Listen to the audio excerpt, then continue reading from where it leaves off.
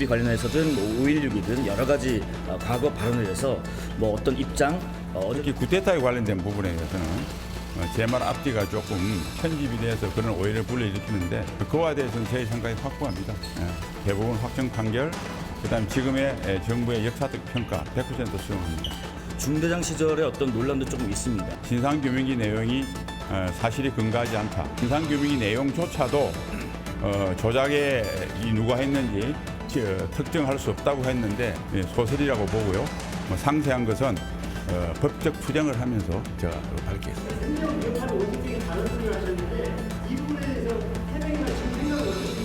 네, 청문회장에서 제 입장을 밝히겠습니다. 지금도 이거 똑같은 얘기를 얘기하셔야 되는 거 아닙니까? 청문회장에서 밝히겠습니다. 네, 이상 질문이 없으신 줄 알고 감사합니다. 다음 뵙겠습니다.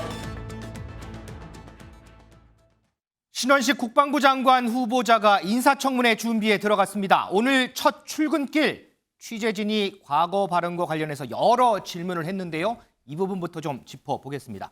자, 민희숙 기자, 어제 뉴플리에서 정리 잘 해줬어요. 오늘 저희가 좀 아까 영상은 짧게 편집해서 봤는데 네. 이 신 후보자 발언 정리를 좀 해주세요. 네, 신 후보자 일단 문재인 정부 때 9.19 군사 합의에 대해선 기존의 입장 변함이 없다 이렇게 밝혔습니다. 네. 폐기되는 것이 바람직하다라고 오늘 다시 한번 입장을 밝혔고요. 네네. 논란이 된 12.12 쿠데타 옹호 발언에 대해서도 입장을 냈습니다. 해당 유튜브 방송 좀 전에 들으신 것처럼 앞뒤 말이 좀 많이 편집되면서 왜곡이 됐다, 본인의 취지가 좀 오해돼서 전달됐다 이렇게 해명을 했습니다. 네. 또 군 복무 시절 부대원 사망 원인을 조작했다라는 의혹은 강하게 부인했는데요. 이 왜곡된 기억에 의해 일방적으로 제기된 의혹이라면서 거의 소설이라고 이야기했습니다. 그러면서 안보 상황 지금 그 어느 때보다 엄중한데 국방부 장관 후보자로 지명돼 막중한 책임감을 느낀다며 싸우면 이기는 군대를 만들겠다 이렇게 포부를 밝히기도 했습니다. 자, 그런데 신정희원 전 부의장. 네. 특히나 문재인 전 대통령 관련한 발언에 대해서 기자들이 물어봤는데 요거는 해명 없이 청문회 가서 밝히겠다고 했거든요. 다른 부분들은 조목조목 해명을 했는데 왜 이 부분은 오늘 해명 없이 청문회 가서 얘기를 하겠다 이런 얘기를 했을까요? 아마 그 부분이 신 후보자의 가장 생각을 담은 부분이라 그럴 것 같아요. 무슨 말이냐면 그 당시 발언을 상기시켜 보면은 안 내려오면 쳐들어간다 붕짜작 붕짝. 요 이야기를 신 후보자가 했어요. 그거 무슨 말이냐? 청와대에 문재인 대통령 내려와라. 국가 전복을 선언한 겁니다. 이 자체가 국방부 장관으로서의 자격을 박탈할 수 있는 아주 위험한 발언이었죠. 12.12 쿠데타에 대해서 구국의 혁명이라고 말했습니다. 5.18은 조작된 것이고 보수가 세뇌된 것이다. 지난 2년 동안요. 윤석열 대통령 2회 다 5.18 기념행사 다 참석했습니다. 윤석열 대통령을 향해서도 조작되고 세뇌된 사람이라고 말한 거나 다름이 없는 거예요. 이 질문에 답을 해버리는 순간 본인이 국방부 장관으로서 자격과 조건이 전혀 되지 않는 인물이라는 것, 오히려 윤석열 대통령도 12.12 쿠데타와 같이 불필요하면 본인도 쿠데타 일으킬 수 있다는 것처럼 보여줄 수 있기 때문에 아마도 이 발언은 인사청문회 때에도 아주 심각한 문제가 될 거라고 저는 예상합니다. 자, 신정현 전 부의장의 개인적인 생각도 다소 들어갔다는 그런 답변 이렇게 이해하시고요. 자, 민주당 연일 이 신 후보자에 대해서 공세를 펼치고 있습니다. 민주당의 얘기도 좀 들어보겠습니다. 12.12 쿠데타 관련, 5.16 쿠데타 관련 발언을 보면은 국민 여러분들께서 충분히 판단을 하실 수 있으리라 봅니다. 신원식 후보자에 관한 검증을 그 어느 때보다 철저히 할 것이며 국민께서 판단하시는 그대로를 윤석열 대통령께서 받아들이실 수 있도록 관철해 나갈 것입니다.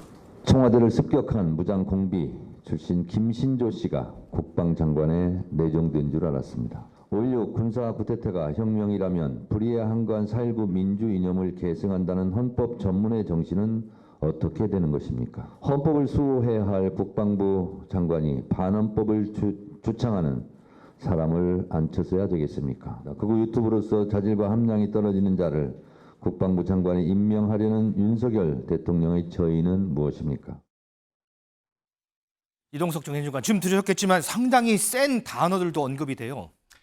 지금 야권에서는 이런 후보자의 임명에 대한 불만이 어느 정도 있을 수는 있겠죠. 그건 야권으로서의 건강한 목소리를 낼 수 있는 거 분명히 이해를 할 수 있다고 보고요. 야권으로서의 건강한 목소리라고 그렇게 평론하시네요. 네, 그렇습니다. 그만큼 이게 불만이 이렇게 넘쳐서 이런 발언이 나온 게 아닌가 그렇게 생각을 해봤습니다. 네.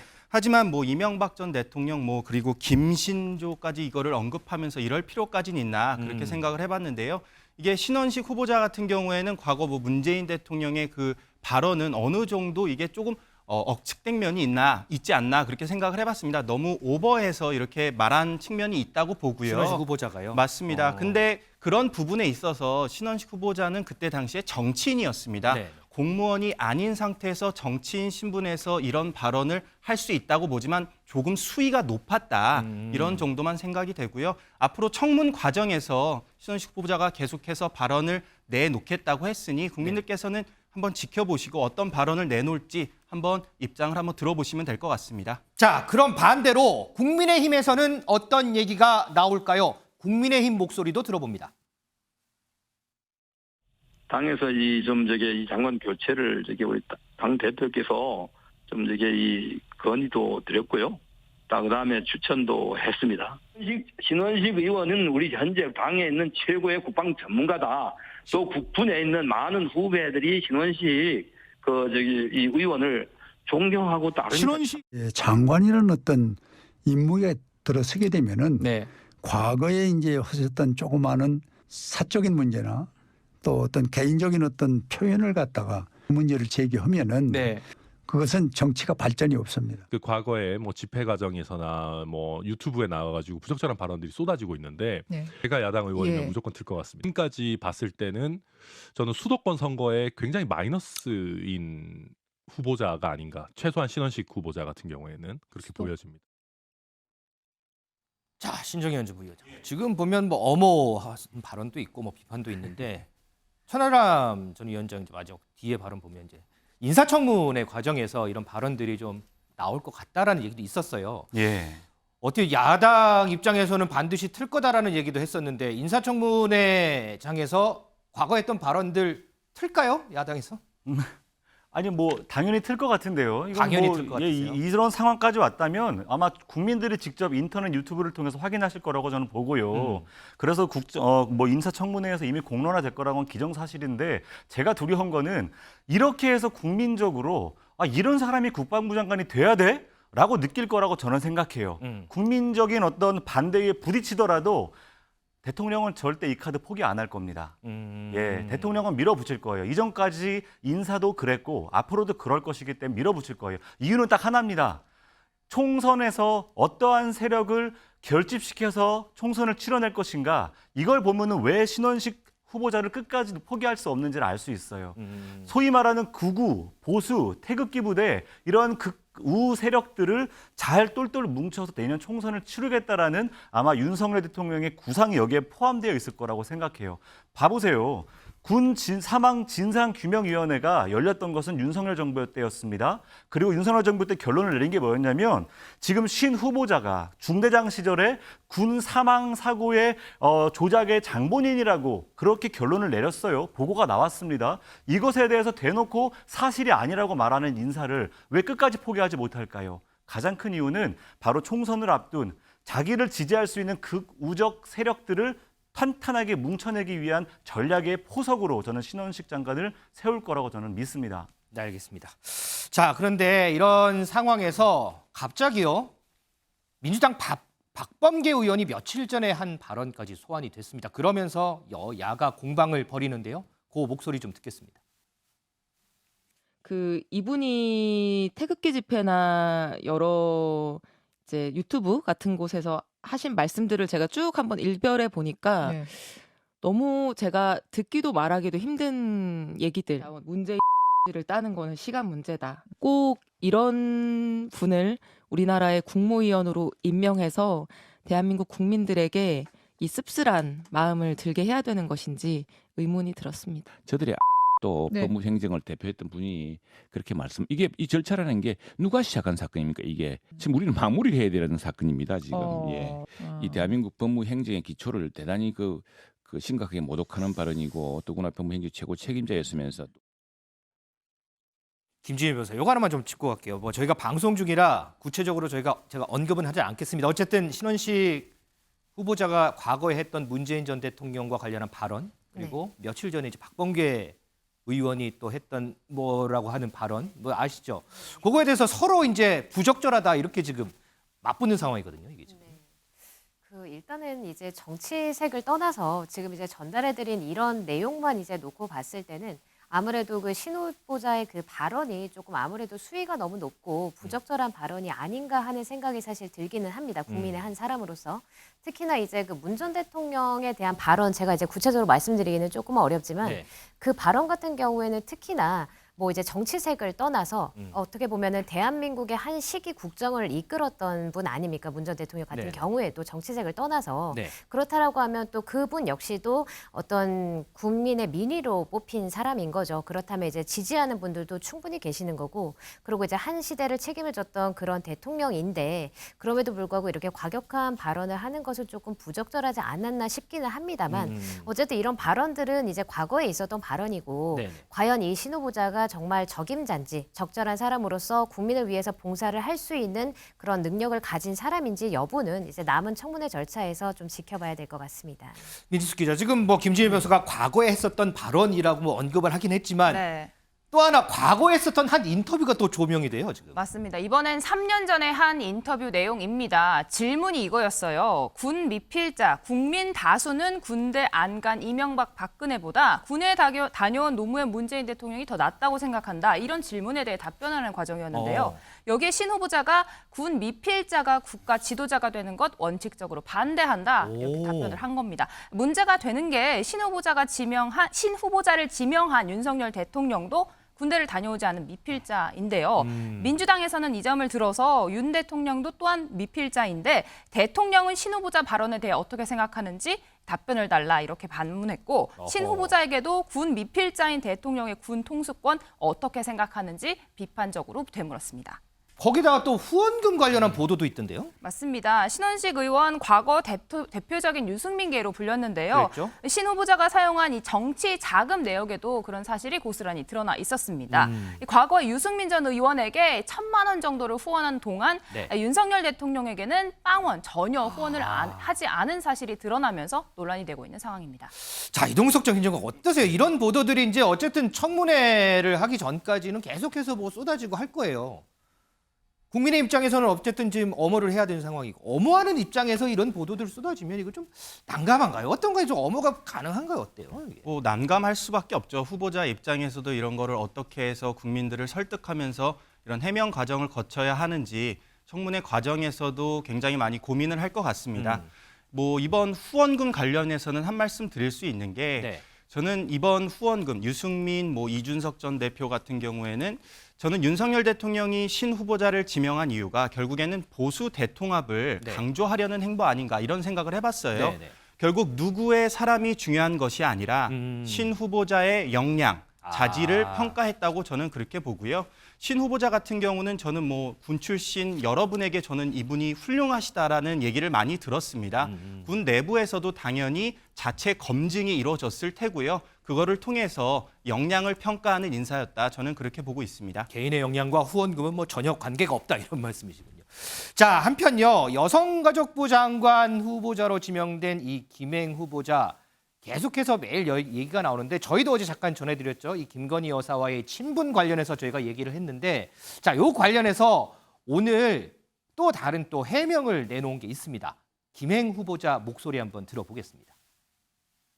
2013년도에 청와대 대변인으로 가게 됐습니다. 그래서 제가 전부 다 백지 신탁을 하고 팔았습니다. 그 실질적인 위키트리 당시 소유자가 2013년부터 2017년도까지 커바나 콘텐츠하고 전시를 했었더라고요. 거기서 저한테 티켓을 5장을 보내왔더라고요. 전시 보러 갔어요. 보니까 박영선 의원님하고도 얘기하고 계시고 뭐 그러더라고요. 그랬더니 박영선 의원이 당신하고는 오랫동안 친분이 있다고 그러시더라고요. 저는 그날 처음 봤어요. 그래서 그렇고 뭐 전시 보고 나왔어요. 나중에 보니까 그분이었구나. 나중에 알았어요. 그때 한번 만났어요. 한 10분 정도. 그리고 또 한 번 만난 거는 작년에 비대위의 지도부 한 15명 정도를 초대를 했어요. 관저에. 자, 요거는 두 분 짧게 논평 듣고 마무리를 할게요. 오늘 경향신문 보도를 보니까요. 이 사진 2장이 이렇게 나왔어요. 보면 여기 이제 김행 후보자고 여기 김건희 여사 있고 또 다른 사진에도 여기 김행 후보자 있고 김건희 여사가 있고 이렇게 사진이 있고 김행 후보자가 또 한 차례 만났다고 했다는 언급이 또 있었고 그럼 한 3차례 정도 되는데 여전히 김건희 여사와는 친분이 없다라고 이렇게 극구 부인을 하거든요. 이 상황을 두 분은 어떻게 좀 보세요? 신정현 전 부위원님. 그러니까 말이 자꾸 다른 정황들이 나오는 거잖아요. 저는 어쨌든 간에 김행 후보자는 앞으로 오늘 했던 이 발언 이후에 엄청난 곤혹스러운 일이 생길 겁니다. 파고 또 나오는 2015년, 13년에 있던 인연이 벌써 탁 나오지 않습니까? 네. 그 이전의 인연들은 안 나올까요? 우리 언론들이 그렇게 우습지 않습니다. 아마도 본인이 이렇게 했던 발언들에 계속해서 파도 또 나오는 일들이 벌어질 텐데 그때는 뭐라고 얘기할지 저는 좀 기대가 됩니다. 우리 이동석 전 행정관님. 이게 뭐 행사장에서 사실 같은 공간에 있었다는 이유만으로 친분이 있었다 없었다 이거를 사실 가늠하기는 좀 쉽지가 않은 것 같습니다. 네. 뭐 행사장에 같은 시간이 있었어도 밥을 같이 먹은 사이면 친하다고 할 수 있는 거고 또 그냥 행사장에 같이 있었으면 또 모르는 사이일 수도 있지 않습니까? 그런 걸로 인해서 이렇게 후보자는 그런 발언을 한 것 같은데요. 저는 이런 논란에 대해서는 김건희 여사를 끌어들이는다는 그 자체가 저는 이거는 부적절하다고 생각합니다. 김행 후보자 같은 경우에는 지금 역량을 갖춘 후보로 지금 알려져 있어요. 지금 현재 국민의힘 내부에서도 비대위원 활동을 했고요. 그렇죠. 그리고 한국양성평등교육진흥원 원장까지 지낸 분입니다. 네네. 그런 면에서 저는 적절한 인사라고 평가를 하고요. 앞으로도 청문회 과정에서 이런 친분 논란에 대해서는 해명이 적극적으로 나올 것으로 예상됩니다. 네, 알겠습니다. 자, 장관 후보자들 관련해서 나오는 여러 얘기들 저희가 정리 좀 해봤습니다. 다음 앵커의 픽 보겠습니다.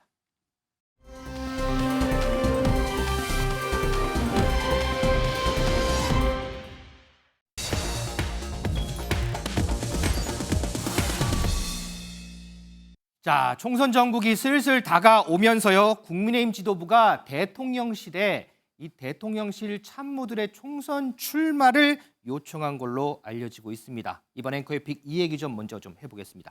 김진우 여사, 먼저 국민의힘에서 차출을 요청한 참모들 누구 있어요? 네, 일단 여권에서는 이제 그 윤석열 정부 중간평가 성격을 띠고 있다라고 이제 내년 총선을 판단을 하고 있기 때문에 아무래도 내년 총선에서 승리하지 않는다면 윤 정부의 성공도 없다라는 절박감이 좀 지금 팽배해 있는 것 같습니다. 뭐 여당 입장에서는 그럴 수 네네, 있죠. 그렇기 때문에 이제 여권에서는 가능한 인적 자원을 총동원해서 이제 구상하려고 하는 해석이 나오고 있는 것인데요. 좀 구체적으로 거론되는 인물을 말씀드리면 그렇습니다. 수석 비서관급에서는 이진복 대통령 정무수석 비서관, 네. 그리고 김은혜 홍보수석, 그리고 강승규 시민사회수석 등의 출마 가능성이 거론이 되고 있습니다. 또 이외에도 주진우 법률비서관, 그다음에 강명구 이제 국정기획비서관, 전희경 정무비서관, 서승우 자치행정비서관 등도 이제 유력한 출마 후보군으로 꼽히고 있고 또 이외에도 김영삼 전 대통령의 손자인 김인규 행정관, 그다음에 국정기획수석실의 강기훈 행정관 등의 출마설도 역시 거론되고 있는 상황입니다. 민지숙 기자, 지금 김진희 변호사가 아주 언급하는데 숨이 찰 정도인데 가장 궁금한 건 대통령의 의중이거든요. 네, 대통령실에서는 일단 필요한 인재라고 하면 차출해도 좋다, 긍정적인 입장이라고 합니다. 네. 아무래도 대통령의 국정 철학을 정확히 이해하고 있는 참모진들이 총선을 통해서 정치권에 진출하면 대통령실 입장에서도 유리하기 때문인데요. 이런 내용 국민의힘 핵심 관계자를 통해서 입장이 전해졌습니다. 이동석 전 행정관이 아마 여기서 제일 잘할 것 같아요. 물론 이제 그 당시의 시기는 좀 이른 시기였지만 당시의 대통령실 내부의 분위기는 좀 어땠어요? 뭐 지금 거론되는 인물들이 다 제 옆에서 일하시던 분들 그런 분들입니다. 네. 사실 뭐 저도 이렇게 대통령실에 근무하다가 나온 출마자로서 지금 이게 행정관 그리고 비서관급의 그런 출마자들 앞으로도 계속해서 언론에서 언급이 되고 앞으로도 계속 나올 걸로 봅니다. 다만 이게 가장 중요한 것이 있습니다. 역대 정부에서도 대통령실 혹은 청와대에서 근무한 분들이 이렇게 수십 명씩 나와서 이렇게 출마하고 당선된 경우가 많습니다. 뭐 사례들이 많죠. 맞습니다. 그런 걸 봤을 때 과거 사례를 봤을 때 이게 대통령실 후광만으로 이렇게 선거에 나온다. 그런 거는 적절치 않다. 왜냐하면 이건 대통령실에 부담을 줄 수도 있는 그런 행보이거든요. 결국 나와서 국민들께 심판을 받는, 국민들께 행보를 보이고 국민들께 고개 숙여 이렇게 행보를 보이는 그런 모습이 우선시돼야 된다고 보고요. 앞으로도 이런 분들 세 차례에 걸쳐서 나온다고 보고 있는데 세 차례요? 맞습니다. 언제? 뭐 지금 추석 이후 그리고 국정감사 이후 그리고 뭐 선거 90일 전에 이렇게 나눠서 나온다고 보도가 나오고 있거든요. 네. 근데 결국에는 이거는 이름값에 따라서 앞으로 대통령실에서 나오는 시기가 결정될 것이다. 저는 그렇게 보고 있습니다. 뭐 수석급의 같은 경우에는 전 국민이 아는 그런 이름들이 거론되고 있지 않습니까? 그렇죠. 뭐 이진복 정무수석이나 뭐 김은혜 홍보수석이나 강승규 시민사회수석이나 뭐 많이들 언론에 이제 노출되고 맞습니다. 이런 분들 같은 경우는 명망이 있으신 분들이니까 결국에는 늦게 나오는 그런 행보를 보일 것 같고요. 결국 이름값이 좀 덜 알려진 후보자의 경우는 좀 빨리 나와서 지역구를 이렇게 돌아보는 그런 행보를 보일 것 같습니다. 신정현 전 부위원. 근데 네. 이렇게 구체적으로 누구 이렇게 언급이 되면 예. 기존에 이제 출마 준비하고 계셨던 분들 입장에서는 좀 그렇잖아요, 이게. 그렇죠. 그래서 뭐 이철규 사무총장은 이 언급에 대해서 아마 실제로 이 내용들이 총선 관련 명단들이 뭐 의원들 카톡방에서 오고 내린 적이 없다 뭐 이런 식의 답변을 오늘 했던 것 같은데요. 당연히 없죠. 거기에서 명단이 실제로 그런 단체 카톡방 같은 곳에 오르내리게 되면 당연히 현재 있는 의원들 입장에서는 매우 불쾌할 수밖에 없지 않습니까? 그건 저는 당연히 그런 식으로 아주 아마추어적으로 주고받았을 리는 없다고 생각하고요. 당 차원에서 요청을 했던 것은 일정 부분 가능성은 높다라고 생각을 해요. 다만 이전에 대통령실에서 이렇게 사람들이 내려와 총선을 준비했던 것과 지금은 좀 사례가 다른 게요. 지금은요, 당 지지율보다 윤석열 정부 국정 지지율이 턱없이 낮아요. 지금 30% 초반대에 지금 국정 지지율을 포지셔닝하고 있지만 그거보다 오히려 국민의힘이 더 높은 상황이거든요. 지금 당 지지율이. 이런 상황에서 지금 대통령실의 인사가 내려와 버리면은 오히려 낮은 지지율의 국정의 지지율을 마킹하고 있는 인사들로 인해서 총선엔 오히려 불리하게 작동할 겁니다. 특히나 서울 수도권에서는요. 더 어려움으로 작동할 수가 있어요. 그럼에도 불구하고 당 입장에서 어쩔 수 없이 이렇게 요청할 수밖에 없는 그림이 그려지는 이유는 뭐겠습니까? 결국 윤석열 대통령이 본인이 픽했던 김기현 대표로부터 그 이하 모든 최고위원들 그리고 이 당의 모든 구조가 대통령에게 충성 그룹으로 형성되어 있기 때문에 그렇다고 저는 보고요. 그런 면에서 내년 총선에 이런 방식으로 이루어지는 총선이라면 아마 수도권 총선은 국민의힘 입장에서는 매우 어려워질 것이다. 그리고 이 사실은 국민의힘도 잘 알고 있을 것이다라고 생각합니다. 야, 어쨌든 이 차출 명단 나온 데 대해서 아주 동상이몽인 것 같습니다. 김진일 변호사, 어제 저희가 국민의힘 지도부하고 박근혜 전 대통령 회동 소식을 어제 전해드렸는데 여기에다가 이명박 전 대통령 얘기까지 나오더라고요. 네, 그렇습니다. 이명박 전 대통령이 이제 현 국정에 대해서 이제 언급한 것이 알려지고 있는데요. 그러니까 이 전 대통령이 이렇게 얘기했다고 합니다. 그러니까 윤석열 대통령이 이렇게 애를 쓰는데 국민들이 알아주지 않겠냐라고 이제 이야기를 하면서 당과 행정이 확실하게 힘을 실어줘야 되는데 좀 걱정이다라고 이제 언급한 것으로 알려졌습니다. 그리고 이제 국민의힘 김태호 의원은 오늘 자신의 SNS에 이 전 대통령과 오찬 자리에서 나온 일부 발언을 이제 밝혔는데요. 그 김태호 의원에 따르면 이 전 대통령은 내년 선거가 중요한데 이제 윤석열 대통령도 그렇고 자유민주주의 체제도 걱정이 된다라고 이제 이 전 대통령이 말을 했다고 밝혔습니다. 자, 이명박 전 대통령도 뭐 내년 선거가 정부 여당에는 상당히 중요하다 이렇게 느끼는 것 같고 그런데 윤석열 대통령도 자유민주주의 체제도 상당히 걱정된다라는 그런 선거 관련한 좀 얘기를 했습니다. 이동석 전 행정관, 지금 정부에 보면 소위 얘기해서 MB맨들이라고 하는 분들이 곳곳에 이제 포진이 돼 있잖아요. 그러면서 이명박 전 대통령이 다시 언급이 되고 친이계가 언급이 되고 글쎄 이명박 전 대통령이 이번 총선에 영향력이 얼마나 좀 될 거라고 보세요? 뭐 상당할 걸로 저는 보고 있습니다. 하지만 박근혜 전 대통령의 영향력도 상당할 것이다. 네, 저는 전직 두 대통령께서 이런 행보를 보이시는 거 결국 보수 대통합의 그런 행보의 일원으로서 아주 좋은 적절한 행보라고 생각을 합니다. 다만 이게 또 자칫 보수 내에서는 이게 또 자칫 개파 간 이런 갈등으로도 번질 수가 있는 소위 얘기하는 이제 친이계, 친박계 뭐 등등 맞습니다. 해서요. 그래서 과거에 이런 행보를 되풀이하는 그런 행보는 되지 않기를 바라고요. 두 전직 대통령께서 이런 나라 걱정해 주시는 거 현 대통령께서 이거를 잘 받아들이셔가지고 앞으로 좋은 행보 보여주셨으면 좋겠습니다. 자, 더불어서요 국민의힘에서 공천에 도전하는 뭐 여러분들이 계실 텐데 그 중에 한 명이 바로 천하람 순천갑 당협위원장이죠. 이 천하람 위원장이 최근에 국민의힘 소속 의원 전원에게 책을 선물을 했다고 합니다. 그런데 이 책 제목 때문에 여러 가지 얘기가 나오는데 바로 책 제목이요. 여기 나와 있네요. 여의도에는 왜 정신병원이 없을까라는 책입니다. 뭐 저는 좀 아직 읽어보진 못했는데 신정현 의원 이 책이요. 뭐 제가 읽어서 너무 이렇게 내용이 좋습니다 하고 보낸 건 아닐 테고 어떤 의미로 보냈을까요? 뭘 얘기를 하고 싶었을까요? 비판하고 싶었을 겁니다. 지금 국민의힘이 지금 집권 여당임에도 불구하고 민생과 경제, 외교와 안보, 총체적 무능 이런 것에 대한 비판을 받으면서도 불구하고 여전히 국민과 민생을 위해 일하는 게 아니라 윤석열 대통령을 위한 충성 경쟁을 하고 있는 오직 총선밖에 보지 못하고 자기 공천만 생각하는 지금의 국민의힘의 실태를 아마 비판하고자 이 책을 보냈을 겁니다. 뭐 개중에는 이 내용을 보고서 왜 이렇게 XX가 없냐, 뭐뭐가 없냐 이런 식으로 네. 천하람 위원장을 비판하는 국회의원들이 많이 계셨다고는 하는데 저는 충분히 좋은 지적이라고 보고요. 젊은 청년 정치인으로서 이런 메시지를 보내는 것, 정신 차려야 합니다라는 메시지를 보낸 것에 대해서는 무척 동의합니다. 마찬가지로 제가 속한 민주당에도 사실은 이러한 같은 메시지에 말씀을 꼭 드리고 싶어요. 그래요? 내년에 우리가 총선 경쟁을 위해서 공천만을 위해서 경쟁할 것이 아니라 지금 이 순간에 제1야당으로서 해야 될 목소리들, 말들, 입법들 다 내팽겨치고 있는 것 사실이지 않습니까? 국민들이 비판하고 있습니다. 같은 메시지를 우리에게도 성찰하고 반성하자라고 제안 드리고 싶습니다. 그럼 신 전 부의장도 혹시 민주당 소속 의원 전원에게 책 같은 거 하나씩 돌리실 생각 있으세요? 예, 그럴 만한 제가 돈이 없네요.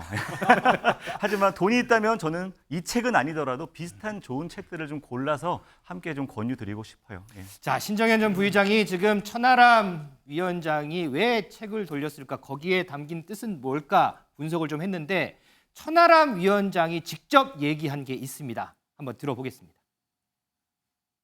공천 받아도 당선되겠냐라는 걱정들이 파다하지만 일단은 공천부터 받고 봐야 되는 거니까 사실 아무도 얘기를 못 하는 거죠. 대부분 기껏해야 할 수 있는 게 익명 인터뷰 정도인 상황이다 보니까 여기에 대해서 저도 아직 뭐 부족하지만 그러니까 저부터 잘하겠다는 다짐을 담아서 경종을 좀 울려야겠다. 경종을 좀 울려야. 김예지 의원이 왜 정신질환자에 대한 혐오를 부추기시느냐 하면서 어제 또 비판하는 성명을 냈더라고요. 제가 국회의원을 비하했다라고 하면 저도 뭐 받아들이겠습니다. 당에서 가고 있는 노선과 우리 당에서 나오는 메시지들에 대해서도 더 민감성을 가지고 봐주셨으면 더 좋지 않겠나 하는 부탁도 드립니다.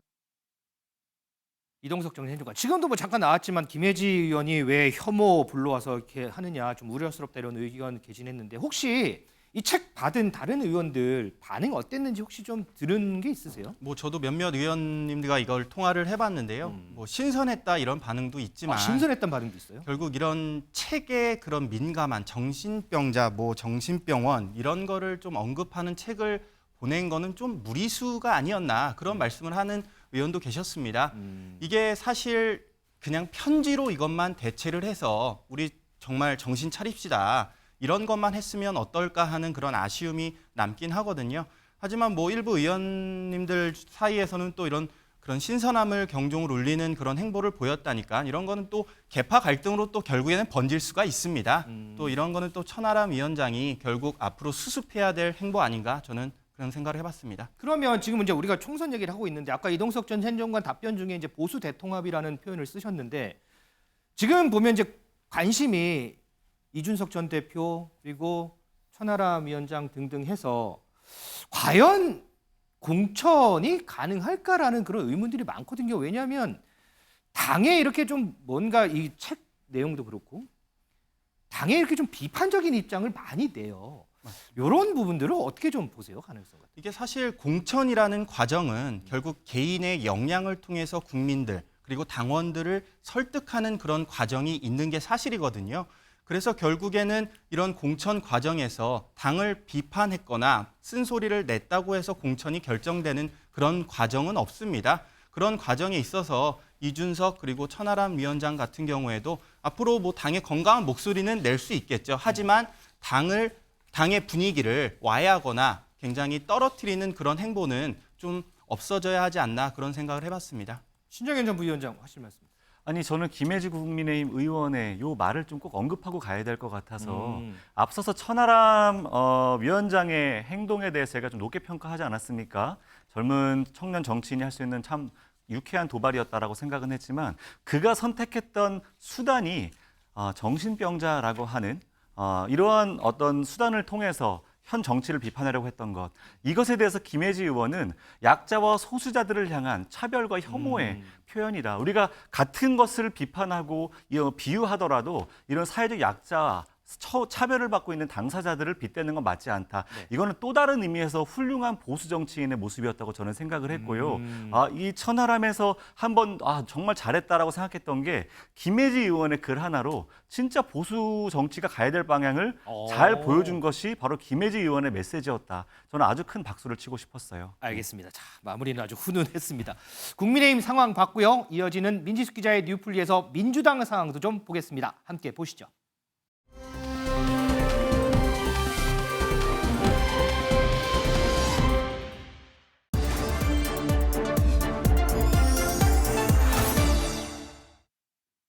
네, 뉴플리 오늘 제목은요. 흉기 난동의 자해 소동까지 이재명 단식장 명단 정치 물음표입니다. 이재명 대표 무기한 단식 2주를 넘겨 이어지고 있습니다. 당내 인사, 종교, 시민사회 원로들의 걱정과 만류가 이어지고 있지만요. 이재명 대표 누가 말린다고 멈출 것 같아 보이지는 않습니다. 단식 16일째 현 상태는 전체적인 신체 기능이 심각하게 저하되어 있고 특히 공복 혈당 수치가 매우 낮아 건강이 대단히 위험한 상황입니다. 이 대표의 입원을 권고합니다. 이상 의료진의 소견을 전해드렸습니다. 현재 이재명 대표는 단식을 지속하겠다는 의지를 매우 강하게 표시하고 계십니다. 그럼 강제로는 모시고 가긴 어렵다라고. 네, 어제 오전 국회에서는요. 이재명 죽는다라는 한 지지자의 신고로 119가 출동하는 소동이 있었습니다. 이재명 대표가 떠난 이 단식 천막에서는 저녁에 흉기 난동 사건도 벌어졌는데요. 한 50대 여성이 쪽가위를 휘둘러 출동한 경비대 2명이 다쳤습니다. 김진표 국회의장 민주주의에 대한 심각한 위협이라고 규탄했고 여권에선 이 쪽가위 테러의 근본 원인 민주당의 동원 정치라고 비판했습니다. 그런데 말입니다. 오늘 오전 국회에서 또 다른 흉기 난동 사건이 벌어졌습니다. 이재명 지지자라고 밝힌 신원 미상의 70대 남성이요. 커터칼을 들고 휘두르다 제압을 당했다고 하는데요. 당 대표실 앞에 앉아 있었던 이 남성 방호과 직원이 다른 곳으로 가라, 여기 계시면 안 된다라고 이야기하자 갑자기 칼을 빼들었다고 합니다. 놓으시라고.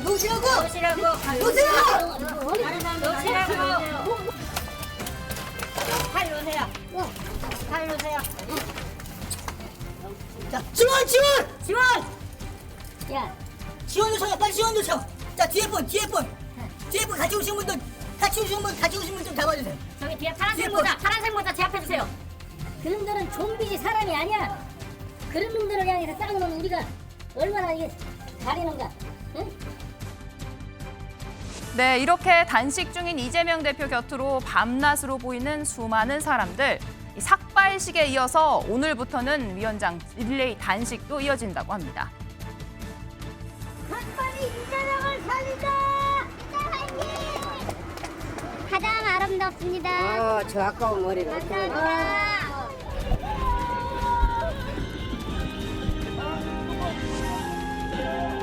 윤석열 정부 규탄한다.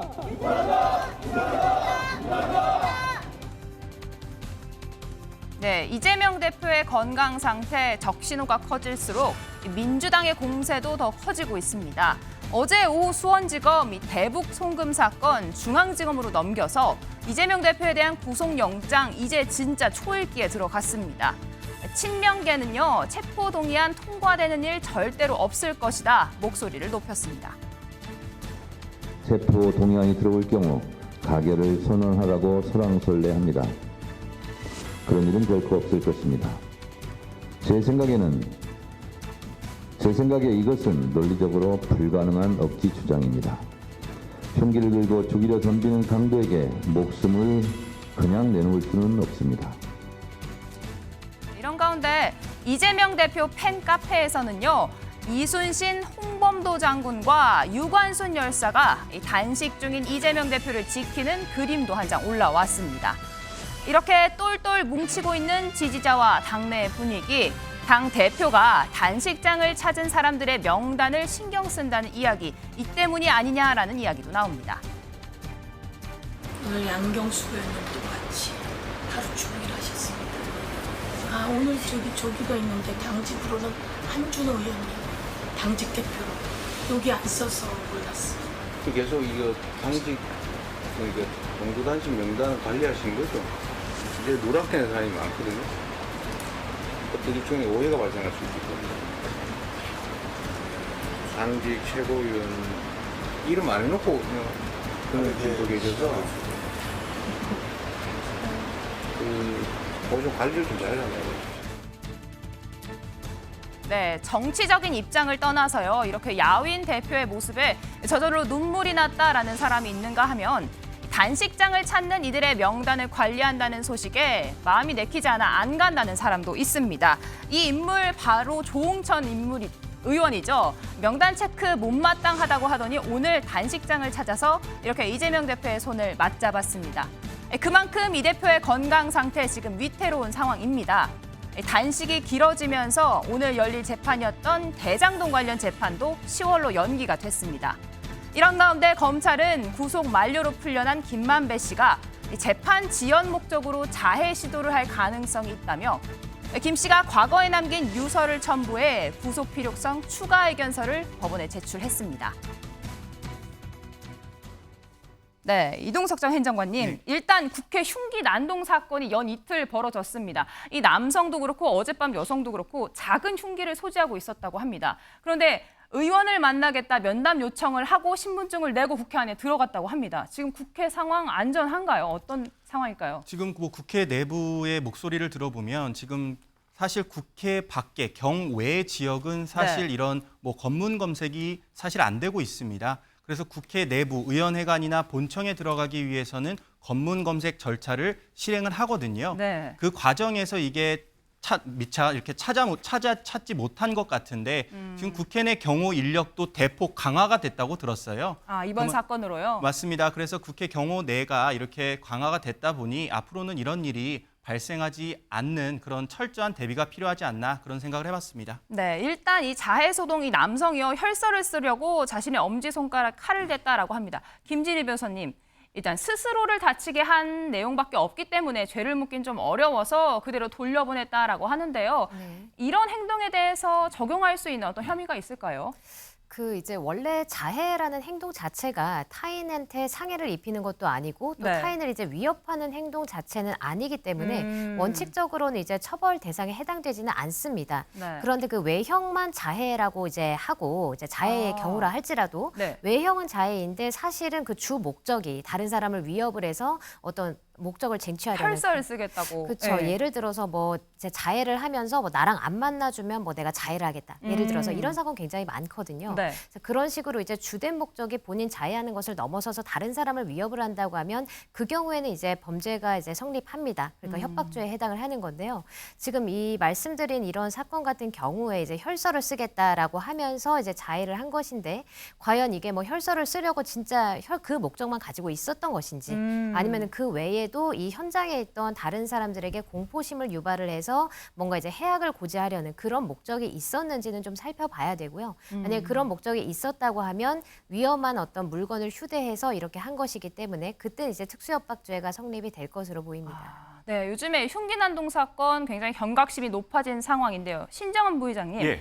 하지만 이재명 대표 단식 쉽사리 끝날 것 같진 않습니다. 오늘 건강 상태 굉장히 좋지 않아서 의료진은 중단을 요청했는데 본인은 멈추지 않겠다라는 입장이거든요. 예. 김무성 전 대표가 근데 이번 이재명 대표 단식은 YS DJ 때와는 달리 명분이 없다 이렇게 좀 쓴소리를 했거든요. 어떻게 보십니까? 네, 일단 조건 없는 단식이었죠. 그래서 어떤 조건을 놓고서 단식을 했으면 거기 조건에 충족했을 때 단식을 그만둘 명분이 있는데 애초 처음 시작부터 그 구체적 조건이 없었기 때문에 대통령의 사과나 뭐 몇 가지 이야기를 맞습니다. 했죠. 이제 대통령이 사과를 한다라는 것도 사실 불가능하다고 보고요.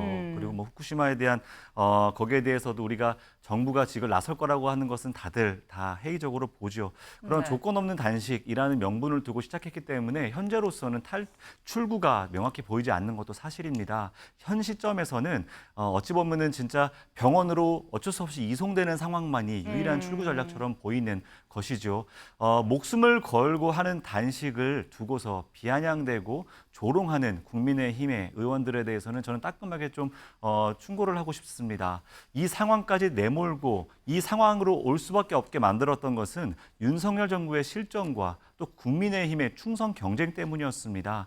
앞서서 제가 계속 언급했지만 네. 국민들이 끊임없이 두려워하고 걱정하고 있는 후쿠시마 문제에 대해서 오염수 문제에 대해서 그 어떠한 목소리도 내지 못하고 11개월 넘게 수출은 점점 급감하고 긴축 재정을 한다 그러면서 사회복지 예산들은 다 깎아버렸습니다. 사회적 약자들이 기댈 수 없는 정치를 하는 이 상황에서 단식밖에 선택할 수 없었던 것은 안타까운 현실이기도 합니다. 다만 왜 김무성 전 대표가 YSDJ와 비교를 했을까요? 저는 그걸 딱 한마디로 말씀드리고 싶어요. 사법 리스크와 체포 동의안. 이것을 포기하고 그 어떠한 상황에도 가결시켜 주시고 내가 감옥에 가서라도 이 단식을 이어가겠다라고 하는 결의를 보여주신다면 저는 YS와 DJ 때처럼 국민들이 함께 동조할 수 있는 그러한 상황으로 중도층을 끌어올 수 있는 상황으로 갈 수 있을 것이다 이렇게 생각합니다. 네, 신 부의장의 의견까지 들었고요. 이동석 부행정님. 네. 이재명 대표가 단식 현장 방문한 의원 명단을 관리한다라는 이야기도 있고요. 근데 김기현 당대표가 오늘도 이재명 대표 단식 중단해달라 요청했지만 방문 계획은 없다라고 밝혔거든요. 당 대표실 그렇게 먼 거리도 아닌데 사실 지금 상황에서 찾아가기가 정말 어려운 건지 어떻게 보십니까? 뭐 지금 상황에서는 찾아가는 게 쉽지는 않겠죠. 결국에는 더욱더 큰 명분이 여당 대표에게 있어야 된다. 저는 그렇게 생각을 하고요. 앞으로 둘의 만남은 있을 것으로 저는 봅니다. 뭐 단식을 중단하는 그 과정에서 김기현 대표의 역할이 분명히 있을 거라고 저는 생각을 하고요. 지금 이재명 대표가 단식을 하는 그 과정에서 지금 뭐 앞서 말씀하셨듯이 뭐 처리수 오염 문제에 대한 단식이다. 근데 저는 국민들께서는 아실 거라고 봅니다. 이재명 대표가 지금 단식하는 이유, 결국 재판을 지연하기 위해서 지금 하는 거 아니겠습니까? 지금 재판이 실제로 지연이 되고 있습니다. 재판이 늦춰지는 미뤄졌죠. 그런 과정도 보시면 앞으로 국민들께서 현명하게 판단하실 거라고 저는 믿고 있습니다. 네, 오늘 뉴플리 여기까지입니다. 다음 앵커 에픽 함께 보시죠.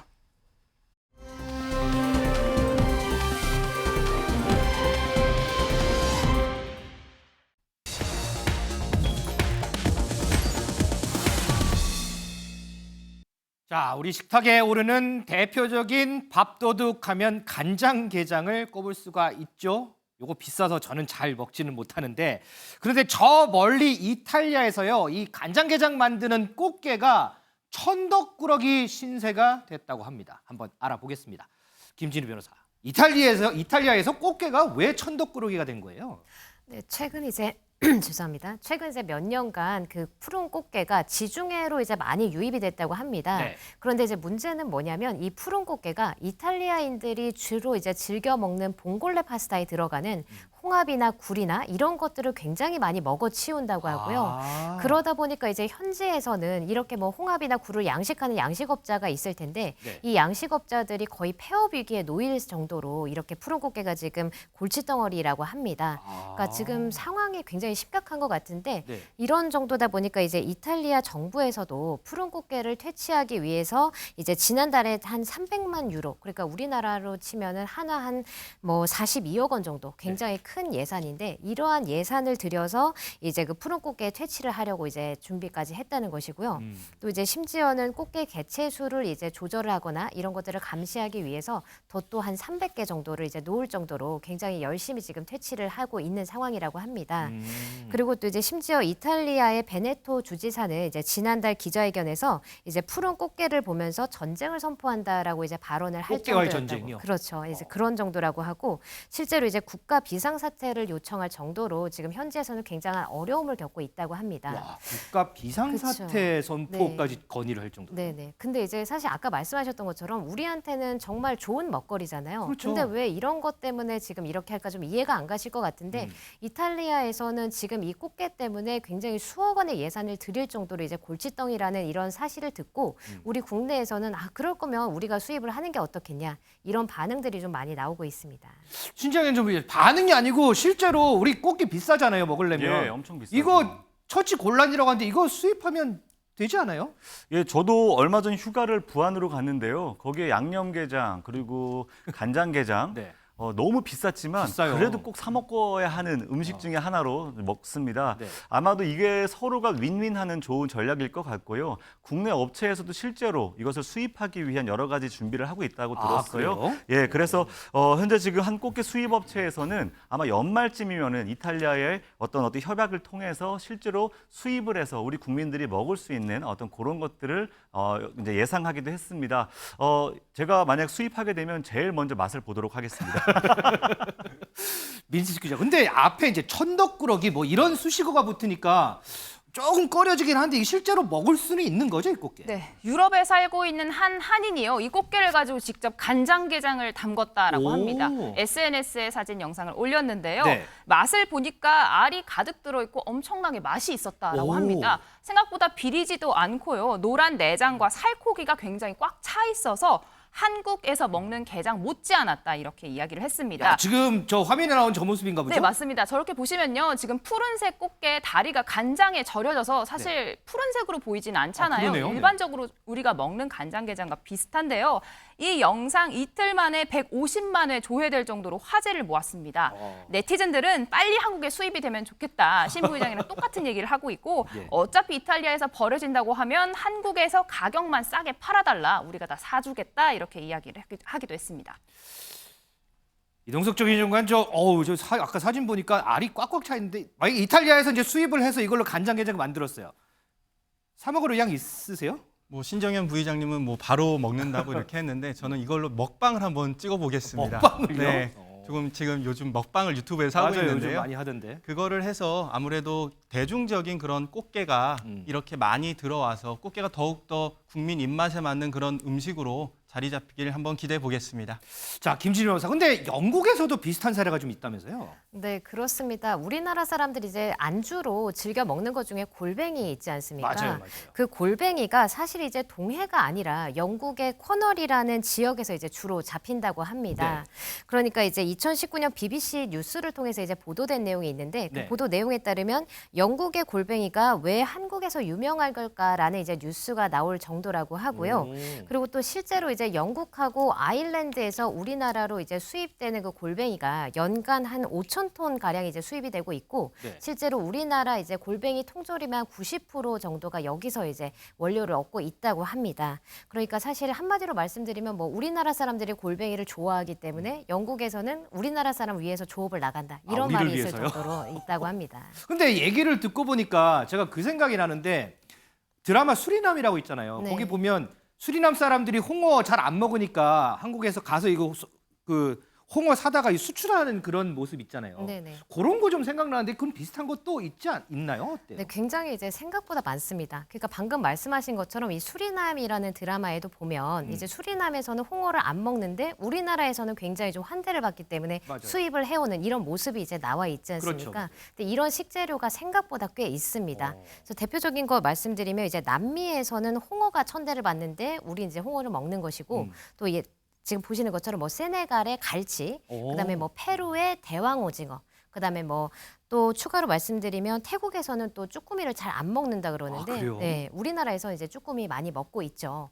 특히나 이제 홍어 같은 경우에는 이제 수리남보다는 사실 아르헨티나나 칠레에서 이제 가장 우리나라 홍어와 비슷한 품종이 잡힌다고 합니다.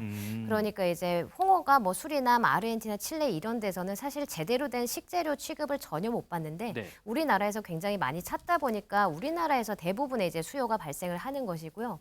또 이제 심지어는 칠레 해외에서는 대한민국의 홍어잡이 어선 조업 방식 같은 것도 이제 연구를 해서 배워갈 정도로 굉장히 적극적으로 이렇게 홍어잡이를 하고 있다고 하니까 어떻게 보면 이제 우리나라의 식습관이 다른 나라의 산업 생태계에 또 영향을 미친 그런 예라고 볼 수 있을 것 같습니다. 제가 마트 자주 가는데 마트 갈 때마다 세네갈산 간치가 많더라고요. 이게 이유 때문에 세네갈산 간치가 많군요, 이게. 네, 그렇습니다. 근데 이거 얘기 들어보면 민수 기자, 네. 우리나라가 정말 수산물의 진심인가 이런 생각도 좀 들어요. 네, 저도 이 정도일 줄은 몰랐는데요. 우리나라 국민 한 명이 1년 동안 먹는 수산물 몇 킬로그램인지 아십니까? 글쎄, 대략 몇 킬로일까요? 네, 앵커님 몸무게랑 비슷할 것 같은데 68kg이라고 합니다. 아, 그래요? 네, 2001년도 52kg에서 계속해서 늘고 있는 상태라고 하는데요. 네. 어류 칼럼니스트의 말을 인용해 보면요. 한국인이라고 하면 바다의 모든 해산물을 먹는다고 해도 과언이 아니다라고 합니다. 네. 개불, 해삼, 멍게 이런 건 다른 나라에서 먹지도 않는다. 특히 꼼장어는요. 네. 바다 바닥에 있는 시체를 뜯어먹는 이런 이미지가 있어서 외국은 절대 안 먹는다고 합니다. 우리는 엄청 맛있게 먹잖아요. 네, 술안주로 굉장히 많이 먹고 네. 있잖아요. 그만큼 한국인들의 해산물 사랑 유난하다라고 합니다. 야, 지금 저희가 마지막으로 이제 먹는 얘기를 했는데 먹는 얘기를 하니까 벌써부터 저녁 밥상이 좀 기다려지는 것 같습니다.